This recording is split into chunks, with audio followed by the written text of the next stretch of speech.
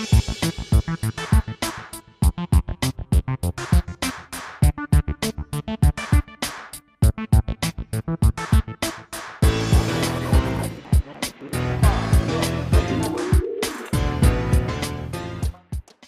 name is Sandy Starr. I'm Communications Officer at the Progress Educational Trust, and that's a registered charity that works in the fields of genetics and assisted conception and embryo stem cell research and related areas. This Battle of Ideas session, this breakfast banter, is entitled Life Off Earth, Are the Aliens Out There? And we are looking at extraterrestrial life, and specifically intelligent extraterrestrial life. The session is sort of an overture to a strand which is called The Battle for Our Brains, and it's sponsored by the Wellcome Trust, whose support we're very grateful for.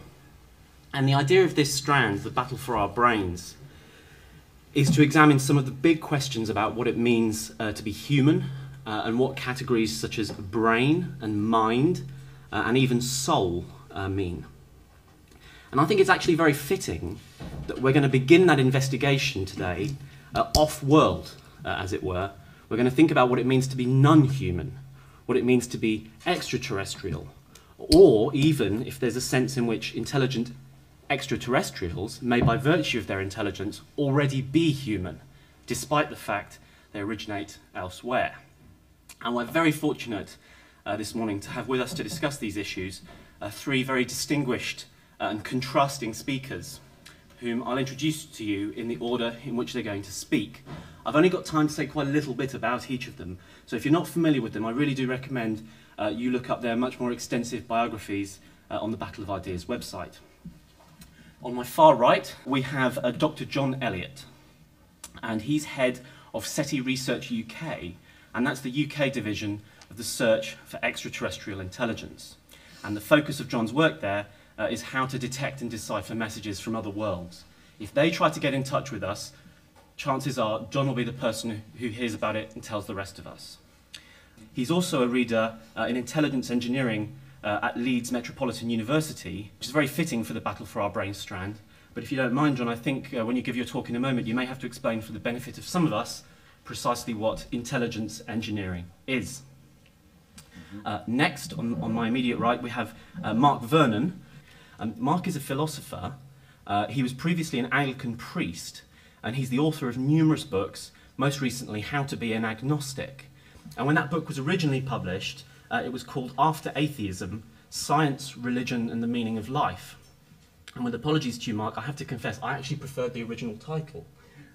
Certainly, science, religion and the meaning of life are the things we hope to grapple in this session.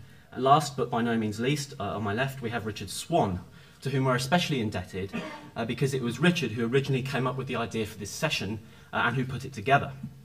Richard was previously an English teacher and vice principal at Harvey Grammar School in Folkestone.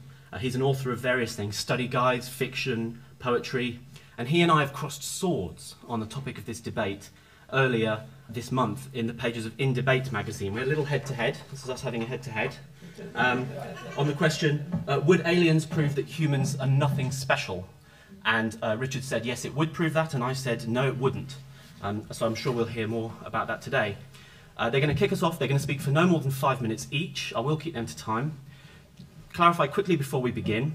There are lots of exciting reasons to be having this discussion today. There's been the discovery of hundreds of exoplanets, planets orbiting around stars other than our own in recent years. A couple of years ago, NASA launched the Kepler mission, which is searching for Earth-like exoplanets where there might be life.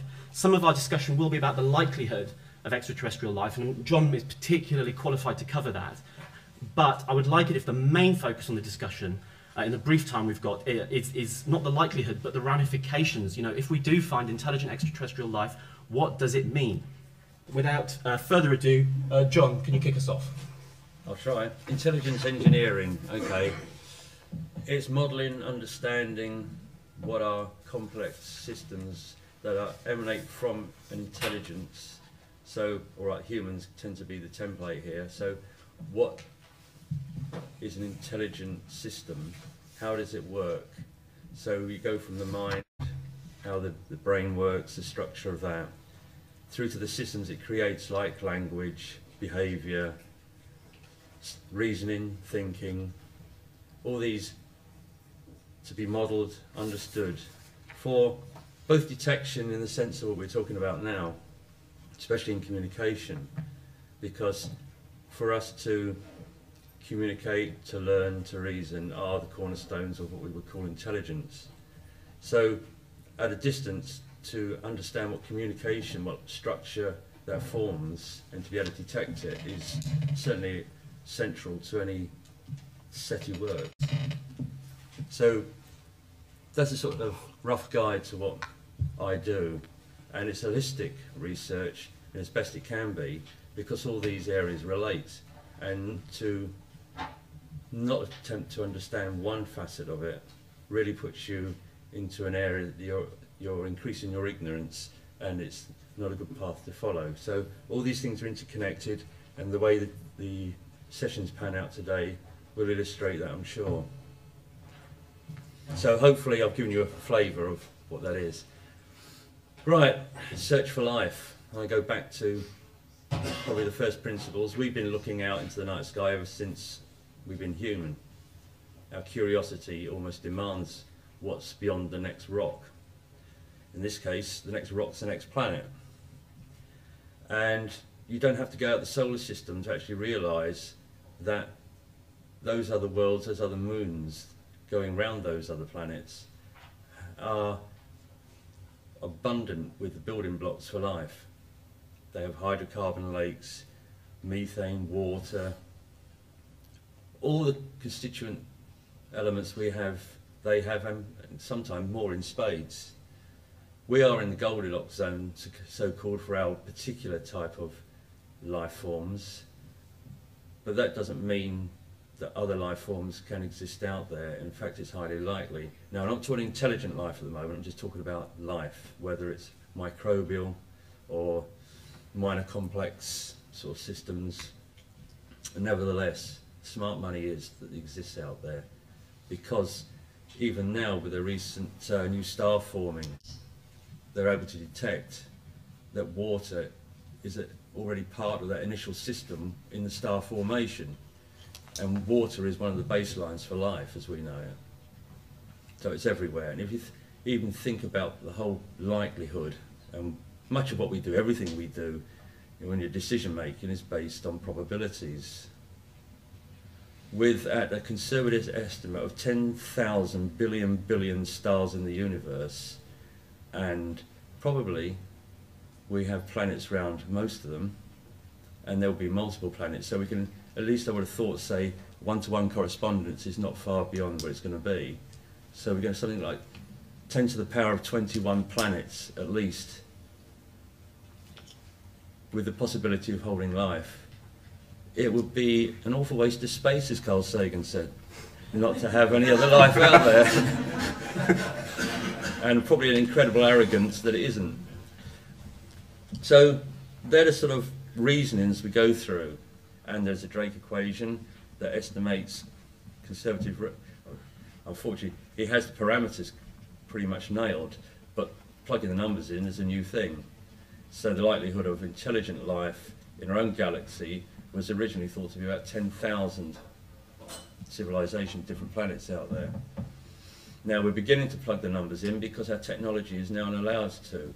So as you were saying, we found over 700 exoplanets now. And some of the more recent ones are more Earth-like because our sensitivity to detect is increasing. We are right at the beginning, we've just come in through the radio age. Anything out there that's actually transmitting is bound to be more intelligent than we are, I would have thought, to be quite honest. So it's certainly more advanced in technology. Now, communication is an invaluable tool for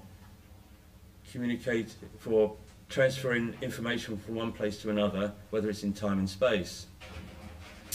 And if there's any intelligence out there, they'll be communicating. And that's where my research focuses on mainly, because the mind behind it, the information that you have to actually convey, the building blocks of describing the world around you to actually communicate, there are principles behind that, the way all humans communicate. Forget the veneer on top. Go into the area where you're not thinking about the sounds and the symbols you make, but the chunks of information you have to convey to get the message across.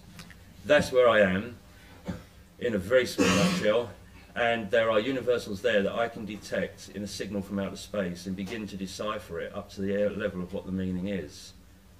There you go. Mark, your thoughts, please. Thank you very much. Thanks, John. Personally, I think the question of whether there's life out there is just completely open, and by which I mean we have really no idea what we're asking. John there mentioned 10 to the 21 planets and so on. Well, unfortunately, scale is no guarantee. If you could have an infinite set of even numbers, you know, it's an even number that goes on forever, and you'll never ever find an odd number. So scale, I don't think necessarily helps. Similarly, science, as I understand anyway, has absolutely no idea about the origins of life. So the various assumptions are smuggled in, like you talked about building blocks as if the origins of life is some sort of mechanical inevitability, but that's a pure guess. We have a lot of idea about the origin of species, but not the origin of life. Charles Darwin's a very smart guy. The other thing is, I guess, is local, what you might call local anthropic concerns, and this is what it takes just on this planet, as it were, to support life. And the Gaia work that's been done is very fascinating here, I think, for that reason, that the more you look, the more intricate the sets of connections have to be, if you like, and that may make life very, very, very unlikely. I don't know, but just to, so often in these kind of conversations, it's the speculation is so much fun that you kind of forget that perhaps the basis of the speculation is completely unfounded, and that just may be the case. That said, that's sort of my scepticism. Sandy asked me particularly to talk about the religious ramifications should aliens, we make contact or whatever, and certainly just offer a few thoughts on that. And basically, I think that actually world religions have an awful lot of resources which will serve them very well should ET be in touch. And this is both the longevity of the time that religious thinkers have thought about the question, which is quite surprising, I think, and also philosophically, the philosophical underpinnings of certainly Western religions, but also I think Indian religions have comparable resources to draw on too. So let me just say a couple of things very quickly about those two things. First of all, the history. Theologians and spiritual writers and so on have thought for many centuries, right since the ancient Greeks actually, about what it might mean to find aliens. And the reason is because many of them were interested in infinity. And if you're interested in infinity, then why should the cosmos be limited? And if the cosmos isn't limited, then it seems pretty likely that there might be aliens elsewhere, notwithstanding the problem of scale. And particularly in the Christian context, many theologians and writers have speculated that one planet seems a rather sort of paltry activity, limitation for an infinite God who is overflowing with goodness and love and so on. And let me just read a very, very short section from this poet I rather like, Thomas Traherne, a 17th century poet writing at the beginning of the scientific revolution. And he wrote a very nice treatise called The Celestial Stranger, in which he imagines an alien coming to Earth. This is in the 17th century. And he says, "This little star," by which he means our planet, "so wide and so full of mysteries, so capacious and so full of territories, containing innumerable repositories of delight when we draw near, who would have expected, who could have hoped for such enjoyments? Thus would a celestial stranger be entertained in the world, and to this voice we ought to echo, blessed is the man to whom thou choosest and causest to approach unto thee." So it's a kind of celebration for him. Alien life would be a celebration of the extraordinariness of creation. Another resource, I think, is the philosophical resource. And there's a very nice thought experiment that the cosmologist George Ellis laid out, which helps with this. He asked us to imagine how we might communicate with aliens. I'm sure it's very familiar to you. Should they arise. And it seems very natural to think that we would be able to communicate via mathematics. Pi is in the sky. Pi will presumably be the same wherever you are in the universe. That's a very fundamental assumption in modern physics, in fact. You might be able to expect to communicate by music. And when Voyager went out, it famously, at Carl Sagan's prompting, had the Voyager Golden Record put on it, which has music of Beethoven and so on. So there seems music might make some sense. But George Ellis pushes it a step further and says, could we communicate by talking about ethics? could we communicate by talking about, say, beauty or love or what's good? And his suggestion is that maybe we could.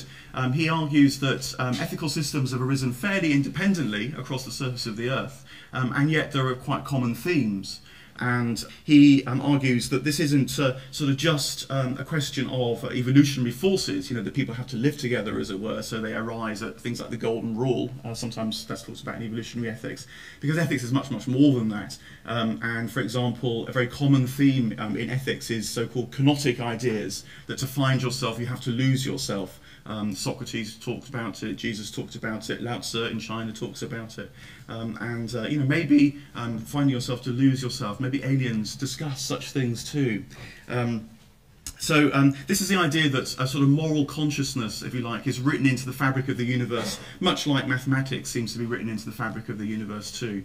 And it's a broadly Platonic idea, as said in the West, and both Islam, Judaism and Christianity draw enormously from Platonism. And so I think we'd have tremendous resources which to confront the extraordinary experience that it certainly would be should these aliens appear, though I don't think we should get too excited about them calling immediately, I must say. Thank you, Mark. We'll try not to get too excited. Actually, let's get excited. Richard. A couple of miles from here, you can examine the most remarkable object that I think any of us are likely to see in our lifetimes. It is an alien artifact created by a species with larger brains than ours and certainly comparable technological skills. It is, of course, a Neanderthal axe head in the British Museum. And one looks at it, I must say, with wonder and awe. I also look at it with a sort of sense of loss, really. Neanderthals were around for about 300,000 years. And if they just made it through another 25,000 years into historical times, then I think our whole vision of humanity, what it means to be human, our whole cultural, philosophical, theological systems would have been different. Had they made it the full 30,000 years, then I think probably today there would have been a few Neanderthals sitting here in the audience, and they'd have had a few words to say about our species' sense of uniqueness and specialness and greatness. I'm going to refrain from the obvious joke about, you know, looking out and saying, well, I think actually a few of them did make it in. But if you pop outside in the interval... I see what you did there. Thank you.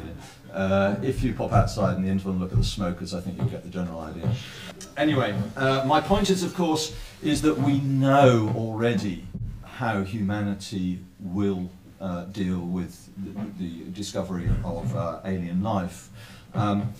And it's quite interesting and revealing, and I think rather sad, because the answer in many ways is that we're probably just going to ignore the problem.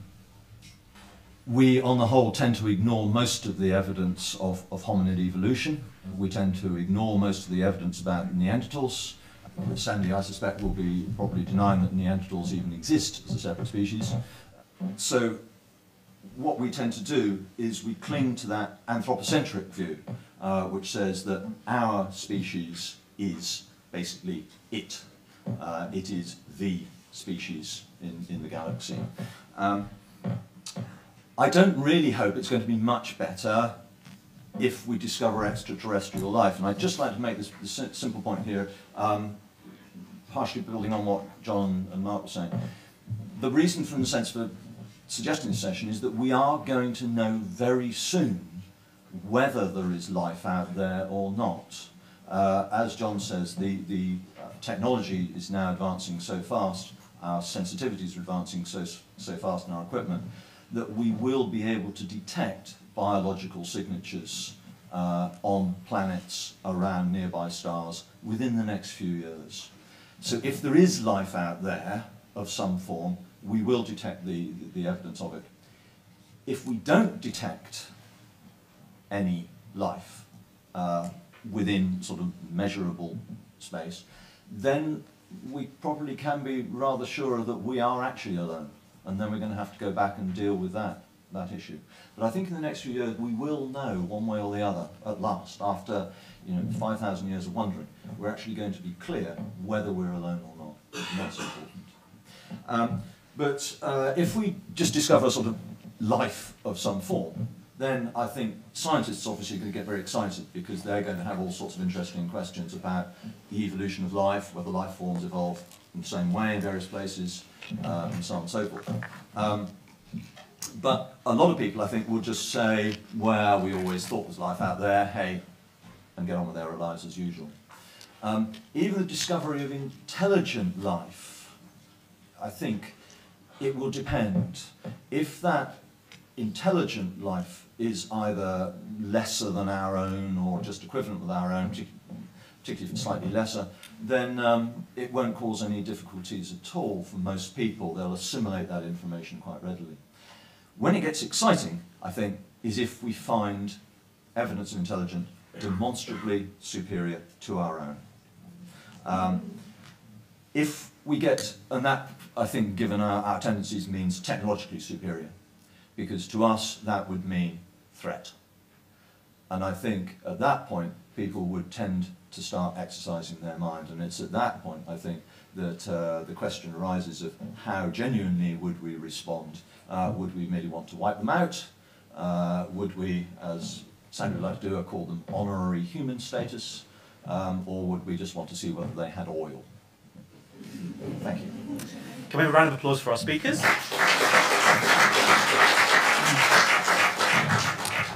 There are many things I want to ask them. The word anthropocentric used in a pejorative way is a good way to get my knee jerking in the morning. This is a very short session, so I'm going to give you first dibs. So I'll take questions in batches, then come back to the panel. Right, can I begin down here, please? All the mobile life forms on Earth, even those with compound eyes, have two of them. But the Olympic mascots rather upset me because there only seemed to be one.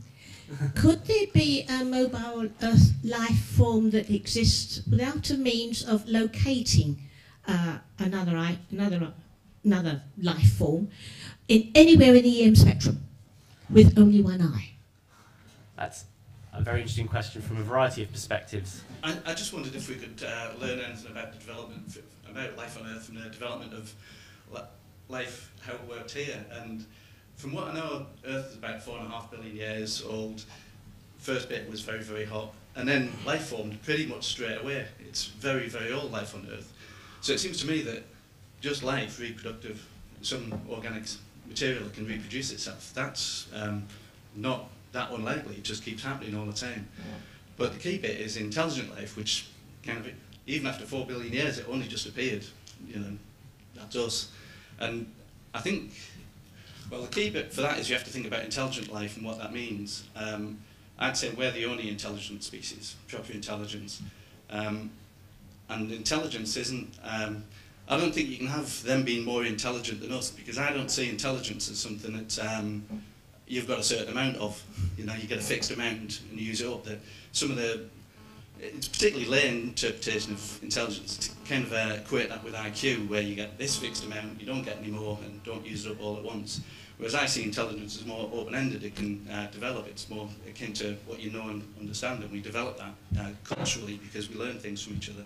Two questions. One is, and it relates to the last point, which I thought was very good. How helpful is it to speculate about other life forms and what it would mean for us? In the sense that they could be a threat, they might not be a threat. They could be more technologically advanced than us and see us in a rather sympathetic light, or they might want our oil. They could be looking for resources themselves. It's, it seems very difficult to guess what the implications would be. So how fruitful is it to speculate what our relationship could be to some unspecified life form? And the other question is, which I think is, for me, more interesting, is to understand where we are at in terms of understanding the possibility of life on other planets. Just the more, perhaps the more mundane specifics of how things have moved forward and what we now understand. Okay, if you could pass the microphone back to Ken MacLeod, who is a renowned science fiction author, among other things. Please. Thank you. I'd like to ask the panel what they think about what their speculations in relation to the so-called Fermi paradox, which is the most obvious objection that I've ever heard to the possibility of extraterrestrial intelligent life. It's quite simple. It's that the overwhelming probability would be that any extraterrestrial intelligent life would be older than ours, just by the odds. And they would have had plenty of time to spread through the galaxy. The sky would be full of their, if not their ships, at least their radio waves. We haven't detected anything. What Fermi said was, if they're there, why aren't they here? I see the other hands, but I'm going to come back very briefly to the panel before going out again. We have the Fermi paradox. We have scale being no guarantee. That's Mark's riposte to you, John.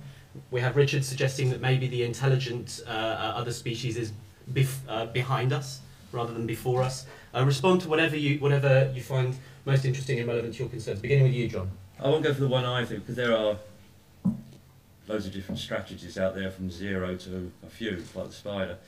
Life here is the template I use, and it's the one you've got to start with, because you've got to start somewhere. So by looking at over 60 different languages, realising the structural universals as a template for communication, also looking at dolphins. Dolphins have a signature of communication complexity that actually, in a very short summary, ends up 5/9 of our own. It's another lecture, that is. But the encephalization quotient, which is body mass to brain size, is 5/9 of our own. What happens is, in your communication, the limitations of your cognition are actually in evidence. Your brain can only juggle so many things. Your cognition is that. That's your brain complexity, your limit of your intelligence in some manner of form. And you can actually see that in communication, which is really useful. So there's those things, looking at those aspects of measuring intelligence. So if an ET sends me an intergalactic email, by pure measuring factors, if I'm right, I'll be able to tell you how intelligent they are. So there's a start there.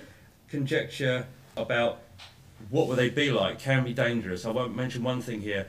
Sending messages out from this planet saying, hi, here we are, is like prodding a hornet's nest to SETI.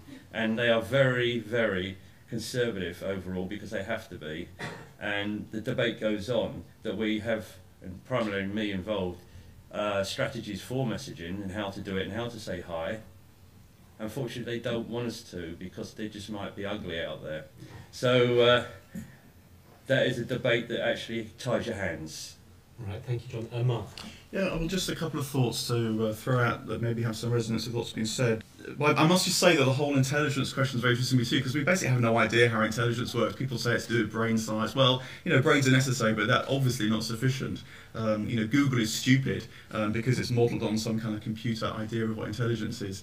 So we're clearly, to my mind, doing something else, and it's still very unclear what we are doing. So just to throw more scepticism out there. But I wanted to make a broad point, actually, which kind of addresses the one I point a bit, which is that I think I'm very influenced in my thought on this by a book by Simon Conway Morris, the evolutionary paleobiologist at Cambridge. And he wrote this book called Life's Solution.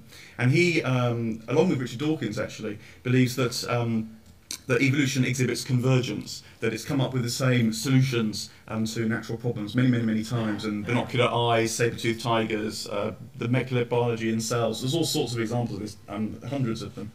And so Simon Conway Morris concludes that it seems pretty likely that if we did discover aliens, they would be sort of recognisably like us, in that they might have eyes, they probably have digits, opposable thumbs, things like this. So I think that, and they wouldn't have compound eyes. Physically, that's impossible. They'd have to have compound eyes like the size of, sort of half the size of a football pitch in order to get the resolution to actually, step off the planet. So they'd have binocular eyes like ours. But convergence, I think, is it's a very controversial area in evolution.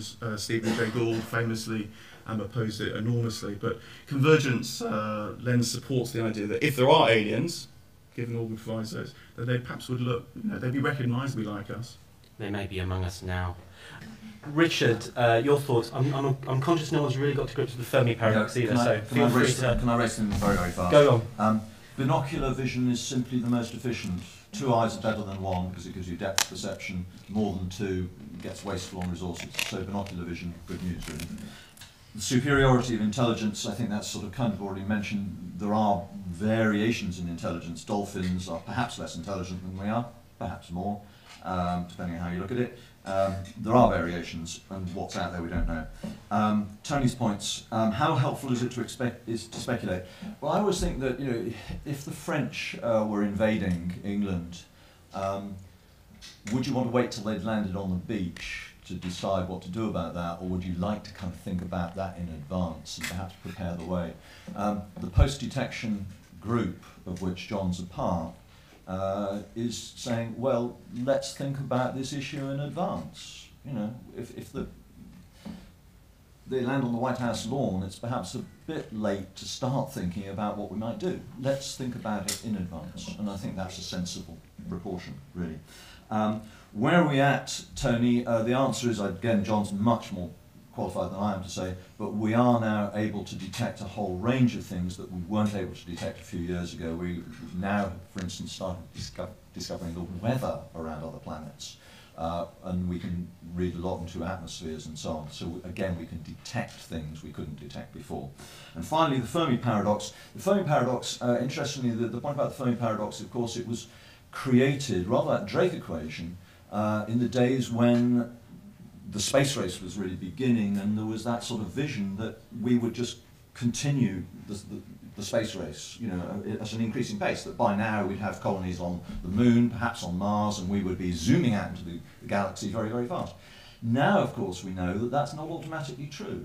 It's not automatically true that a civilization has to go space hunting. There are lots of good reasons not to do it. And the assumption that any race is going to expand into the galaxy is a rather old-fashioned one, interestingly. It's not automatically true. And so, although the Fermi paradox is still a fascinating one, it's not automatically a barrier.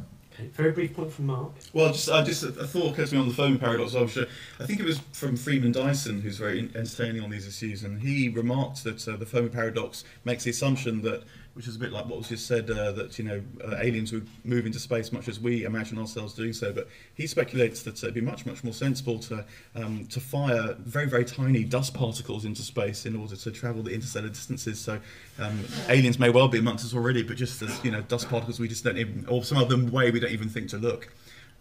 Which is a slightly spooky thought. Or I'm going to abuse my chair's prerogative to think the other direction is scaling up. I mean, it's only because we exist at the scale we do that we think of binocular vision, that we don't actually think about the advantages of perceiving the curvature of space-time, which is only apparent at much, much larger scales. You could imagine an organism that had some means of perceiving that readily. But then again, one could argue that because humans have conceptual means of understanding the curvature of space-time, we effectively can perceive it anyway. One way we've transcended our evolutionary circumstances is by having forms of conception that augment or supplant our perception. I'll throw that out there. Does the panel think that how we treat and view intelligent life on Earth, like octopus and elephants, has relevance to both how we'll treat aliens and what alien life might be like? I know dolphins have been mentioned.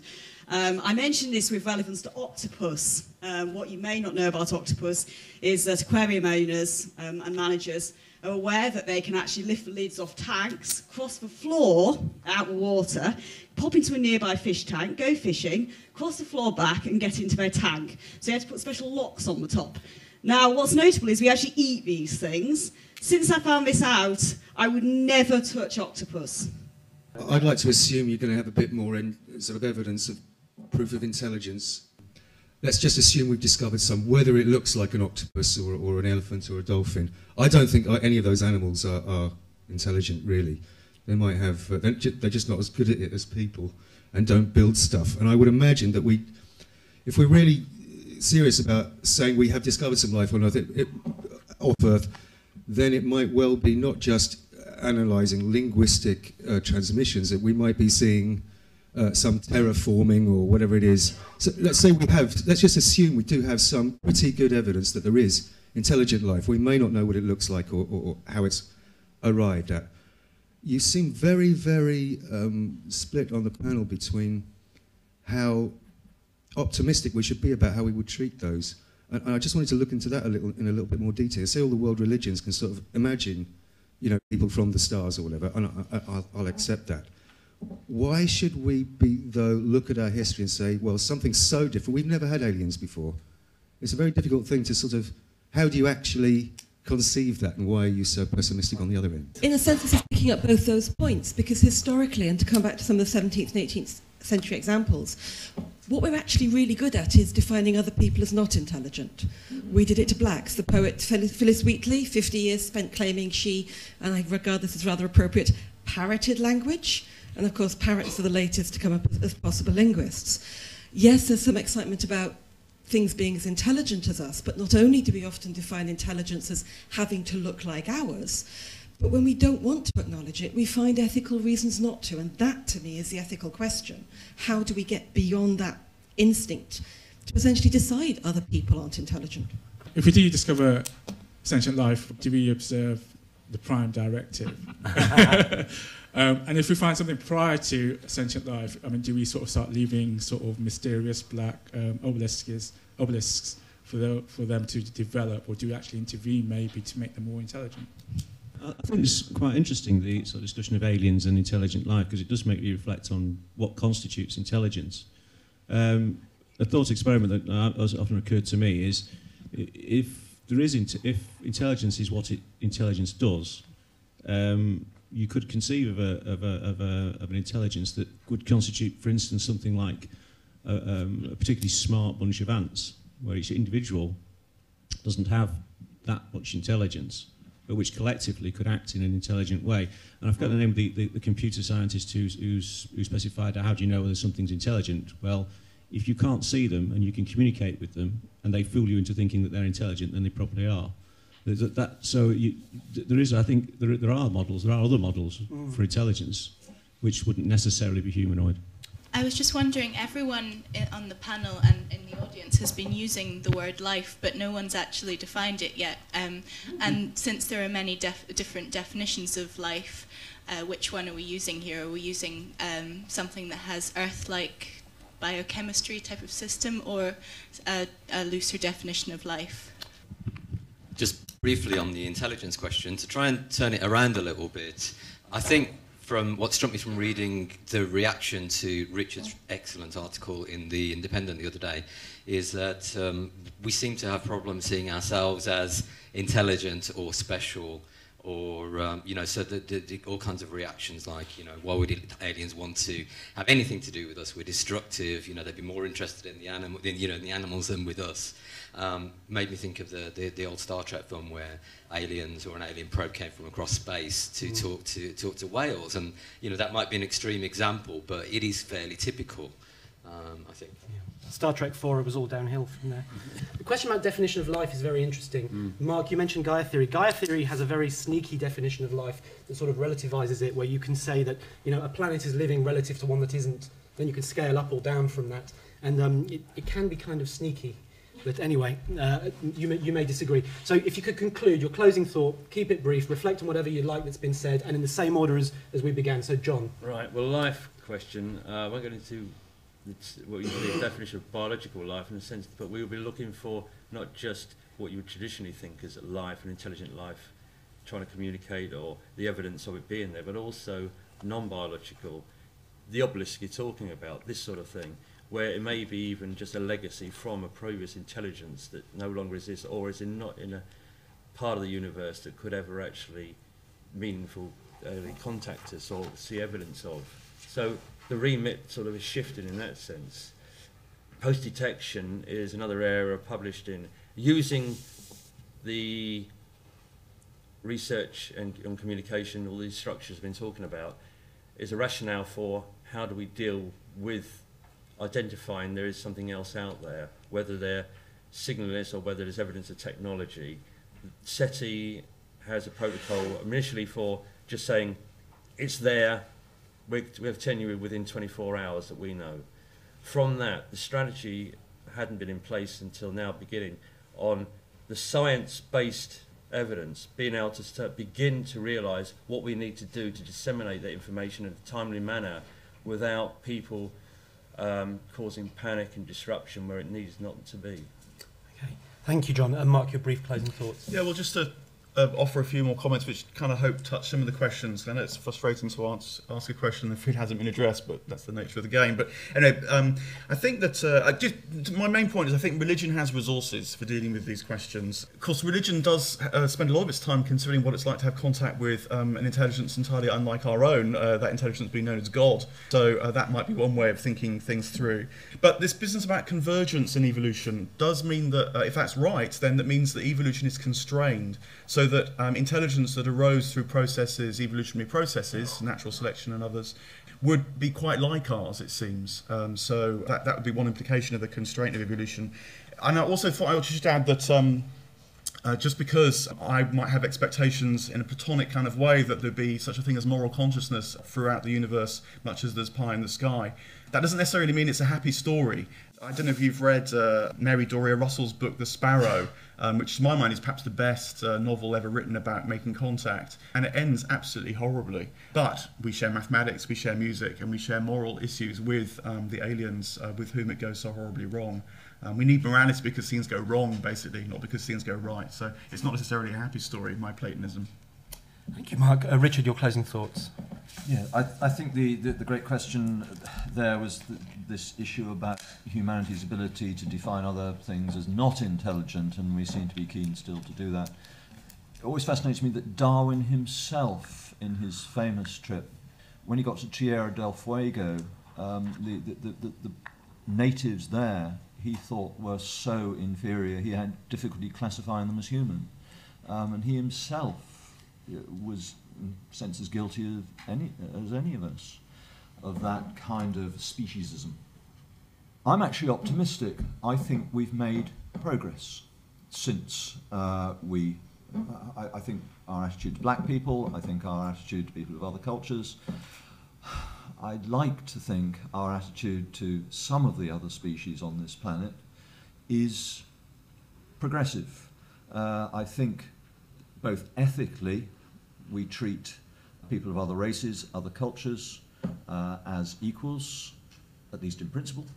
I think there is a greater move towards looking at possibly other species, primates certainly, possibly dolphins, cetaceans, octopus, and so on. There are moves towards greater ethical understanding and treatment of other species.